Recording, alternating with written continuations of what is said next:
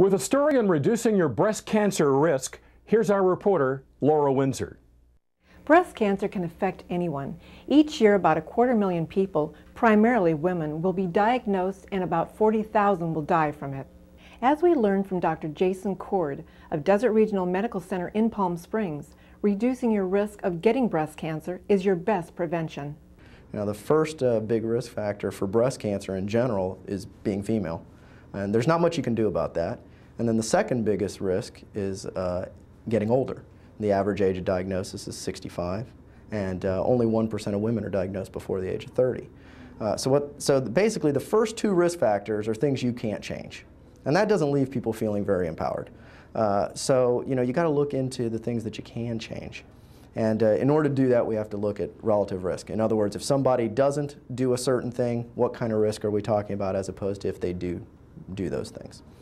So to get kind of a baseline feel for that, I think we can look at the genetics component of it. You can say, if somebody were to have a mother or a sister, emphasis on or, then they have approximately a 2 times relative risk of contracting breast cancer over the course of their life.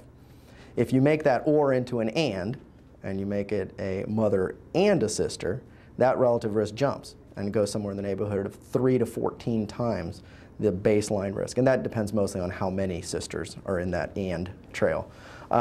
Interestingly, if you make it where they both had the cancers before the age of 40, that relative risk skyrockets. It becomes 39 times. And those are the cancer families that you're used to talking about, where those genetics really come from. If a woman consumes more than 2 drinks a day, on average, her relative risk goes up to 2 times, which is equivalent to having a mother or a sister with breast cancer. So by staying at under 1 drink a day, you actually do the equivalent of not having a genetic risk if you had one.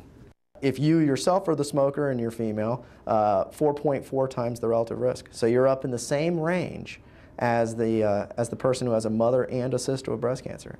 The effect of passive smoking is similar to the effect of active smoking, but just less severe. If you're a passive smoker, you're dealing with about 2 times the relative risk of contracting breast cancer. I usually try to frame obesity, exercise, and diet all together, and I give you kind of the summary statement. First, the facts, because the facts are the easiest. If you've gained between 5 and 22 pounds since you were age 18, then you're at 1.4 times the relative risk of somebody who didn't gain any weight. If you've gained over 44 pounds, you're at 2 times the relative risk. So that's just as bad as being a passive smoker, just as bad as drinking 2 drinks a day, or just as bad as having mom or sister having breast cancer. So that's a substantial risk. And I think the easiest way to tie together the obesity, exercise, and diet component is to understand that most of breast cancer is related in some ways, beyond genetics, is related to estrogen exposure. And estrogen is a fat-soluble hormone, and as a result, the more body fat we have, the more opportunity we have to store that estrogen and therefore prolong its effect. My best advice is if you smoke, stop. Definitely, for a multitude of reasons. Okay? If you drink, try to keep it under a drink a day if you can, at least as often as possible. Eat at least your 5 fruits and vegetable servings per day. Try to maximize your fiber intake. Replace your red meats with your chickens, your nuts, and other alternative protein sources such as soy. And exercise, exercise, and exercise. 30 minutes a day would be excellent advice for anybody.